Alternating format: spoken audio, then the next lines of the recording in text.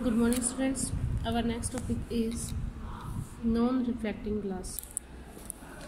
Non-reflecting glass का मतलब क्या है कि when a beam of light fall in thin transparent film, ये कहता है कि अगर कोई भी लाइट की रेडिएशंस जब किसी थिन ट्रांसपेरेंट फिल्म के ऊपर फॉल करती है तो उसका कुछ पार्ट तो रिफ्लेक्ट होता है और कुछ उसका ट्रांसमिट हो जाता है। ठीक है, तो मान लीजिए लाइट जो है वो ट्रैवल करती है फ्रॉम मीडियम जिसका रिफ्रैक्टिव इंडेक्स म्यू1 है रेयर से डेंसर मीडियम की तरफ अगर वो मूव करती है तो हमें ये पता है कि उसका कितना पार्ट इंसिडेंट एम्पलीट्यूड का कितना पार्ट उसका रिफ्लेक्ट हो गया, ये उसका रिफ्लेक्शन कोफिशिएंट बताता है। ठीक है, और इंसिडेंट एम्पलीट्यूड का कितना पार्ट या कितना फ्रैक्शन ट्रांसमिट हो गया, ये जो रेशो होगा ये आपको क्या होता है, this is the transmission coefficient. ठीक है,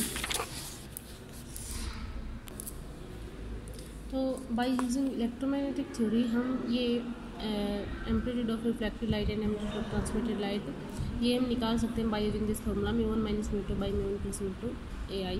तो म्यू1 और म्यू2 क्या है, refractive index of the first medium जहाँ से वेव ने ट्रैवल करना शुरू किया है, और ये म्यू2 सेकंड मीडियम जहाँ से रिफ्लेक्ट हुई है। ठीक है, ट्रांसमिटेड लाइट में जिस पार्ट में जिस भी रिफ्लेक्शन जिस में वो पहले ट्रैवल कर रही थी 2μ1 उसका 2 टाइम्स रिफ्रैक्टिव इंडेक्स का डिवाइड बाय दोनों का सम AI। ठीक है, तो ये हो गया ट्रांसमिशन एम्पलीट्यूड।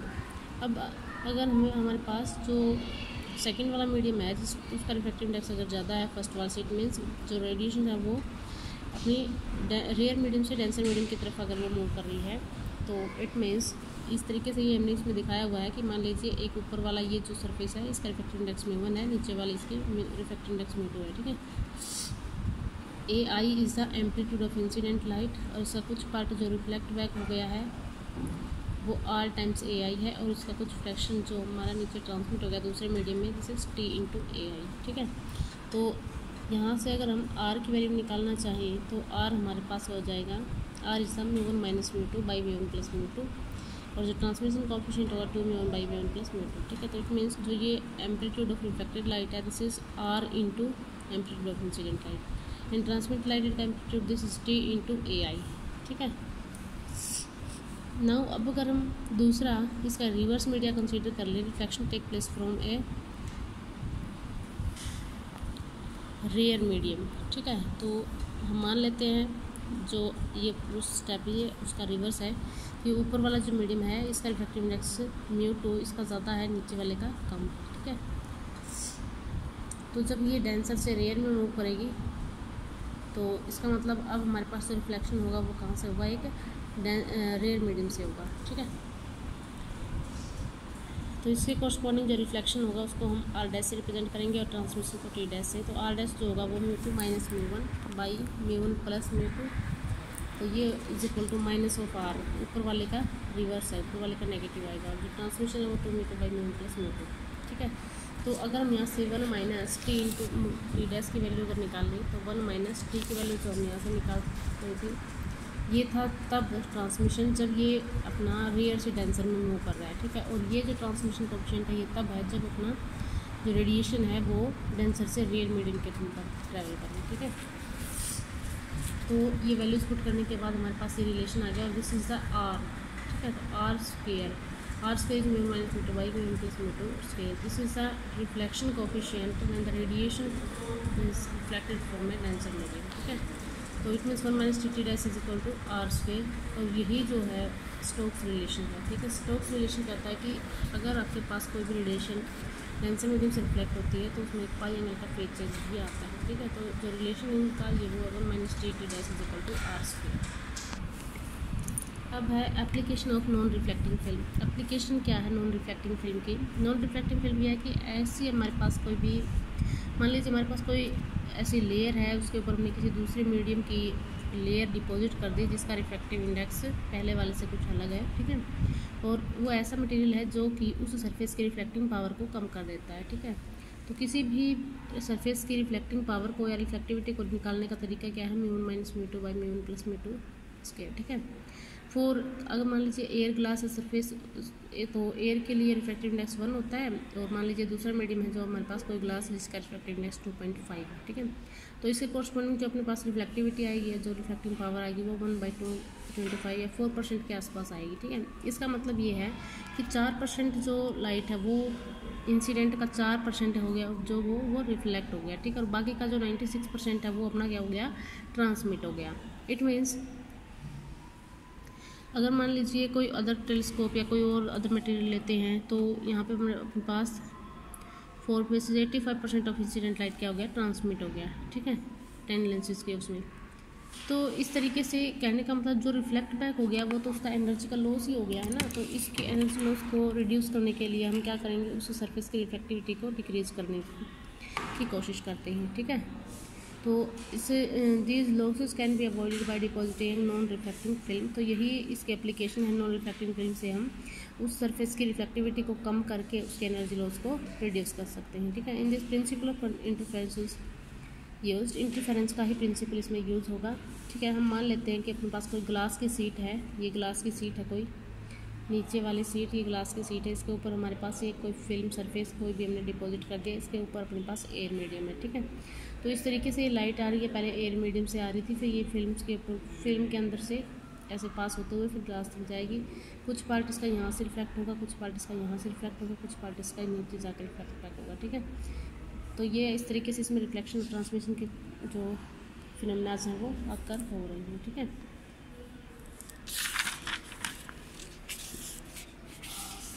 तो अब हमें देखना ये है कि जो हम यहाँ पे नॉन रिफ्लेक्टिंग फिल्म जो उस ग्लास के ऊपर हमने डिपॉजिट की है उसकी थिकनेस कितनी होनी चाहिए, λ/4 times of mu F. Mu F is the reflective index of the deposited film, ठीक है। अब मान लीजिए अपने पास कोई भी बीम है जिसकी वेवलेंथ लैम्डा है, वो इंसिडेंट करती है नॉर्मली उस नॉन रिफ्लेक्टिंग फिल्म के ऊपर जिसका रिफ्लेक्टिव इंडेक्स 1.38 दे रखा है, एयर का 1 है। तो यहाँ से हम रिफ्लेक्टिव इंडेक्स ग्लास का हमारे पास 1.5 है, ठीक है, जो कि फिल्म से ज़्यादा है। तो when reflection take place at point B और सी के ऊपर जब रिफ्लेक्शन होंगे तो उनके अंदर पाई एंगल का फेज चेंज आएगा, क्योंकि जो रिफ्लेक्शन होगा वो डेंसर मीडियम से हो रहा होगा, ठीक है। तो नॉर्मल इंसिडेंस है अगर तो एंगल विद नॉर्मल 0 जाएगा, तो cos ऑफ 0 इज़ 1। देयरफॉर जो पाथ डिफरेंस होगा वो path difference due to thin film कितना हो जाएगा, 2 म्यूटी cos ऑफ r होता है, cos ऑफ r 0 मतलब r 0 हो गया तो cos 0 1, तो 2 mu T is equal to n lambda बच गया। This is condition for maxima, and for minima के लिए 2 mu T is equal to 2n+1 λ/2, ठीक है। अब हमें क्या करना है, रिफ्लेक्टिविटी को रिड्यूस करना है। तो minimum intensity of reflected light के लिए हमारे पास क्या होना चाहिए, डिस्ट्रक्टिव इंटरफेरेंस होना चाहिए। डिस्ट्रक्टिव इंटरफेरेंस का मतलब ये कंडीशन सेटिस्फाई होनी चाहिए, 2 mu T is equal to 2n+1 λ/2। तो यहाँ से हमारे पास जो टी आएगा this is the thickness of the deposited surface of non reflecting film, ठीक है, λ/4 mu F is the thickness of non reflecting film. तो ये ऐसी थिकनेस होगी जो कि डिस्ट्रक्टिव इंटरफेरेंस को प्रोड्यूस करवाएगी, ठीक है, जिसकी वजह से रिफ्लेक्टिविटी इसकी डिक्रीज हो जाएगी सरफेस की, और जो एनर्जी का लॉस होगा वो भी मिनिमम होगा, ठीक है।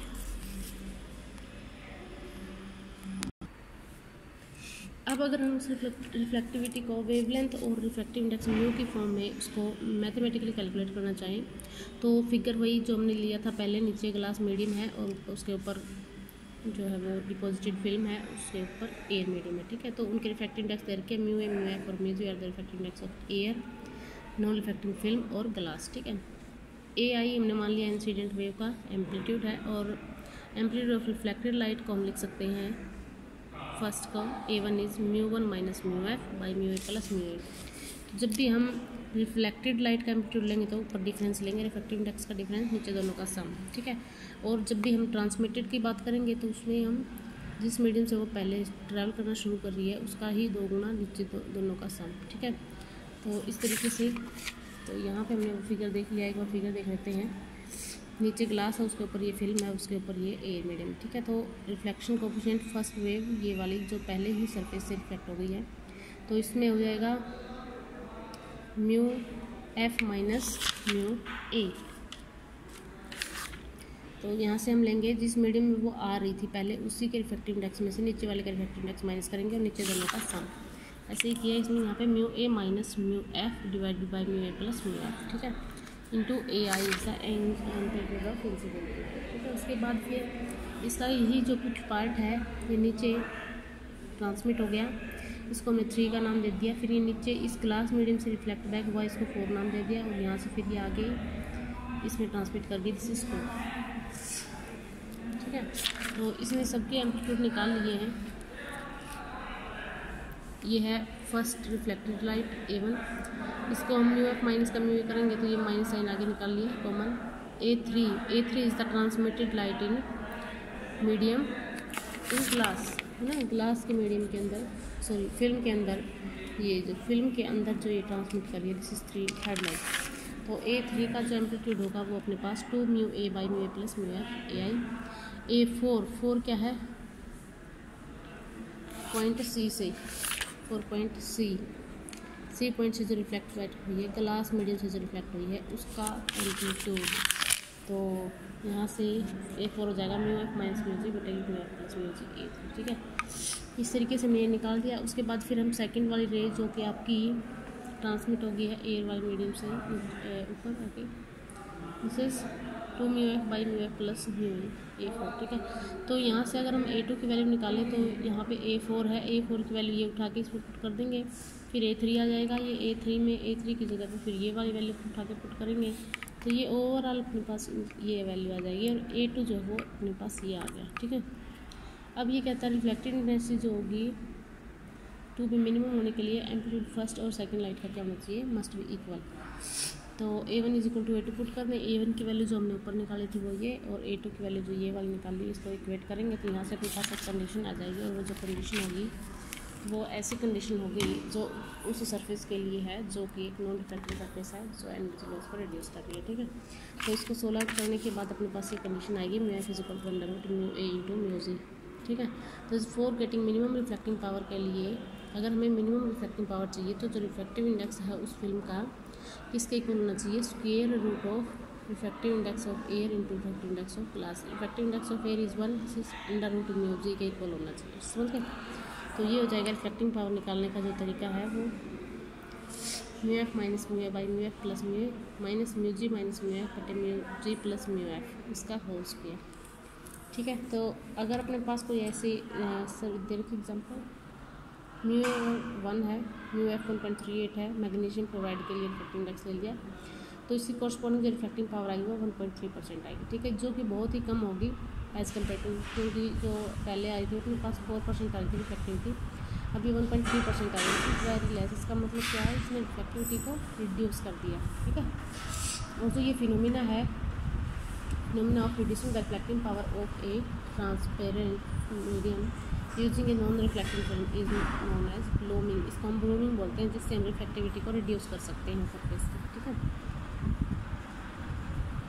अगर कोई given reflective index mu F है, थिकनेस दे रखी उसी कुछ is non reflective particular wavelength के लिए, तो reflecting power of film decreases if wavelength is greater और लेस देन पर्टिकुलर वैल्यू, ठीक है।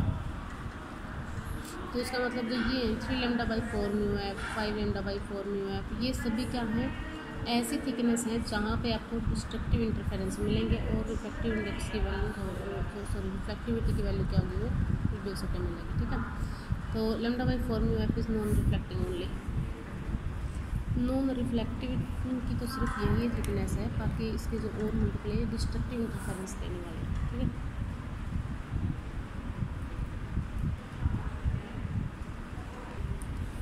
इसी की हेल्प से हम रिफ्लेक्टिंग पावर को इंक्रीज़ भी कर सकते हैं किसी थिन फिल्म के डिपोजिशन से। उसमें सिर्फ डिफरेंस ये है कि इसी का अपोजिट लेना, reverse is also possible, increase in reflecting power using depositing film. तो यहाँ पे हम जो ग्लास सरफेस कोट करेंगे उस सरफेस के ऊपर एक ऐसी थिन जिसकी थिकनेस क्या होगी lambda by 4 mu F of non reflecting film of reflective index. हमने ये कंडीशन रखनी है कि उसका reflective index must be greater than that of glass, ठीक है। तो the light beam reflected from air film से जो रिफ्लेक्ट होगी इंटरफेयर करेगी तो एक फेज चेंज ऑफ पाई, क्योंकि यहाँ पे जो रिफ्लेक्शन हो रहा है फ्रॉम ए डेंसर मीडियम से हो रहा होगा, तो पाई और फिर आगे फिर से दोबारा फिर से डेंसर मीडियम से जाएगी, फिर से एक पाई एंगल का फेज चेंज आएगा, जिसकी वजह से जो कंस्ट्रक्टिव इंटरफेरेंस है वो आपको मिलेगा। और तो इसका मतलब जिंक सल्फाइड की अगर हम इसका रिफ्लेक्टिव इंडेक्स देखा 2.37 और नीचे एयर है, इसको अगर हम वो करते हैं इंटरफेयर कराते हैं तो यहाँ से अपनी रिफ्लेक्टिंग पावर आती है 16%, ठीक है। लेकिन non reflecting film is deposited on a glass surface, अगर ये हमने एयर के ऊपर की है इसकी सर 16%, और अगर इसी को हम ग्लास के ऊपर करते हैं इसकी डिपॉजिटिंग तो ये 40% देता है। इसका मतलब क्या है, अगर हम डेंसर से आगे फिर से डेंसर मीडियम ले लेते हैं, रिफ्रैक्टिव इंडेक्स ज़्यादा ले लेते हैं, तो इसका मतलब हम उसी रिफ्रैक्टिविटी को बढ़ा भी सकते हैं। ठीक है, तो ये थी application of non refracting surface. ठीक है, नेक्स्ट टॉपिक में हम करेंगे interference by wedge shape film.